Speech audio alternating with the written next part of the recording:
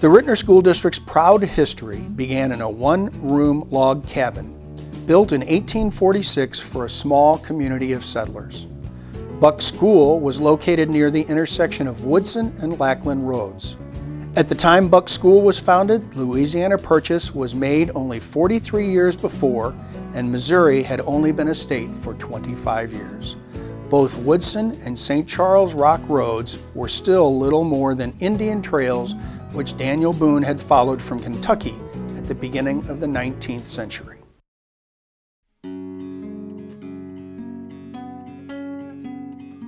In 1867, 2 years after the Civil War ended, the rural district of Ritenour was officially formed by joining Buck School with a temporary school for African American children. The name was chosen in honor of J.S. Ritenour, a prominent landowner who passed away earlier that year. By 1879, there were 169 children attending the Ritenour School District, including 29 African American students. A fire destroyed Buck School in 1882, and the school district built a new 4-room brick house on that same site. Come and make eyes with me under the hen-house bush. In 1891, James Naismith invented the game of basketball. Thomas Edison demonstrated his early motion picture device, and the zipper was patented. In St. Louis, the Anheuser-Busch Company was making a name for itself throughout the world. In 1893, 25 students and their teacher, Marion Humphreys, posed for the earliest known picture of a Ritenour school. The shortened spelling of Ritenour was preferred by the painter of the sign, former board member Oscar P. Baldwin. In 1903, a bond issue was approved to build a new schoolhouse, and a school holiday was granted in honor of the dedication of the World's Fair in Forest Park. In 1905, the district included 3 schools: Ritenour School, Home Heights School, and the School for African American Children. Overcrowding made the need for additional schools clear, but building them would not be an option financially until 1907 with the passage of a much-needed bond issue.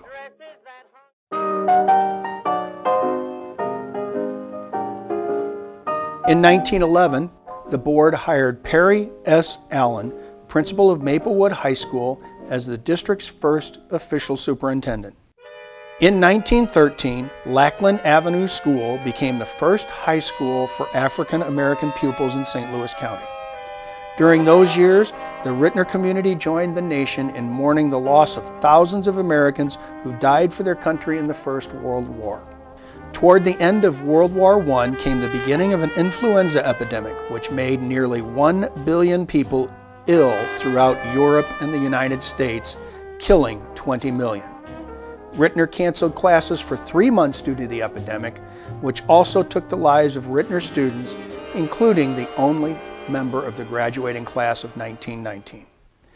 In 1919, with the war and the influenza epidemic over, new hope took root across the U.S., and a freshly optimistic Ritenour community gained new interest in high school athletics. A year later, the board hired Superintendent Arthur A. Hake, who announced the formation of a rifle club and basketball team in his first year. Hake would lead the district through an era of growth and progress over the next 36 years. Ritenour High School marked its first graduating class on May 17, 1918, when F. M. Bender, president of the Board of Education, presented diplomas to 4 graduates. In 1920, about 400 students of all grade levels were enrolled in Ritenour School, with 336 in the 8 elementary rooms and 62 in the 4 high school rooms. In 1921, Hake proposed and passed a $65,000 bond issue to build the new high school, the first of 15 bond issues he would propose and pass during his 36 years in Ritenour. Hake ultimately oversaw the opening of 12 schools and many more school additions and renovations. In 1923, the district employed 34 teachers. That same year, Ritenour High School students began publication of the Pepper Box, the high school newspaper. The Ritenour High School yearbook, the Malarius, was first published by the senior class in 1929.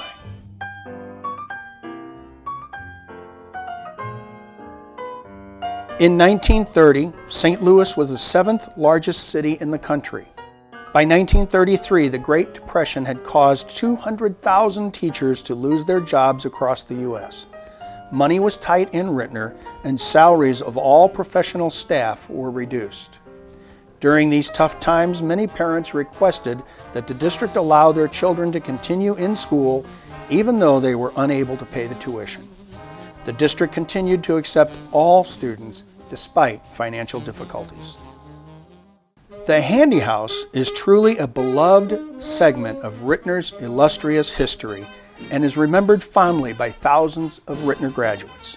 Opened across the street from the original Ritenour High School, now Ritenour Middle School, in 1938, thousands of students enjoyed a burger and dancing for 30 years until it closed in 1968. Ritenour continued to grow and prosper despite the challenges of the Great Depression and World War II. Ritenour High School, in its present location, opened in 1950.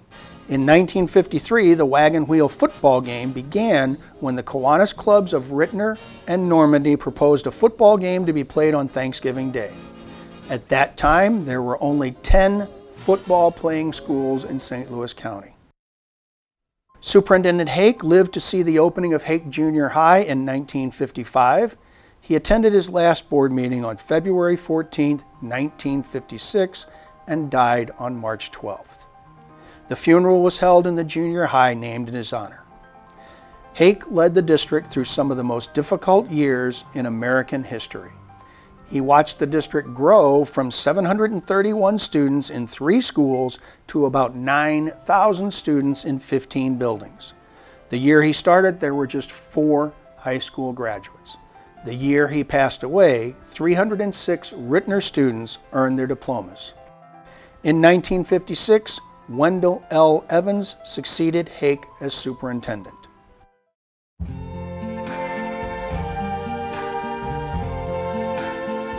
The 1950s were a time of tremendous athletic success in the district. From 1948 until 1961, the Ritenour wrestling team won 14 consecutive state championships. The 1957 baseball team brought home the school's first state baseball championship. In the fall of 1958, Ritenour began the process of desegregating the district. In 1960, a new field house was built at Ritenour High School and named in honor of the former high school principal, O.W. Costello, who retired the previous year. In January of 1967, Ritenour brought home its 3rd state baseball championship, led by future Major League Baseball player Jerry Royce. In 1969, James A. Painter replaced Evans as superintendent, followed by J.L. Moody in 1974. In 1976, enrollment in the district was on a steady decline. Because of this decline, the district chose to lease Midland School to the Special School District and sell 2 other buildings. Home Heights, Midland, and New Overland Elementary schools were closed. In 1981, DeHart and Booter schools were closed due to the continuing decrease in enrollment.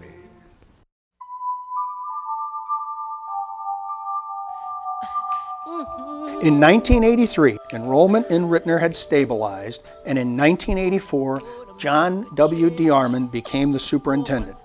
Booter Elementary reopened in 1986. In 1988, for the first time since 1920, all bonds were paid off and the district was debt-free.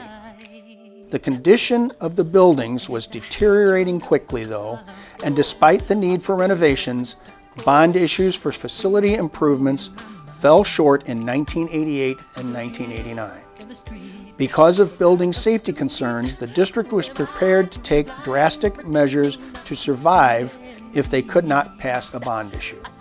Finally, however, the $30 million bond issue passed overwhelmingly in 1990 after a heavy campaign to inform the public of what was at stake. Since 1990, voters have overwhelmingly approved millions in bond issue renovations to dramatically restore all district facilities, including air conditioning, new classrooms, updated technology infrastructures, classroom internet connections, security and safety improvements, and additional multimedia workstations and labs. Dr. Paul Dorr was named superintendent in 1995.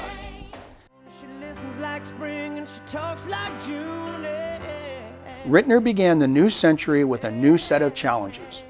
The No Child Left Behind Act of 2001 brought about a new level of standards and accountability for all schools in the United States. Accreditation and test scores became the focal point for measuring school and student success. During the 2005-06 school year, the Ritenour Board of Education decided to revisit the idea of building an auditorium and complementary fine arts facilities at the high school. In 2006, Cheryl Compton became the superintendent, and in 2007, a bond issue was proposed for $32 million. The bond issue included the construction of a permanent school for early childhood, but the vote fell short of the required 4/7 majority. Instead of giving up, the board resubmitted a modified $50 million proposal for the November 4, 2008 ballot. This proposal also included funding for new playgrounds for all elementary schools and 2 new elementary school libraries.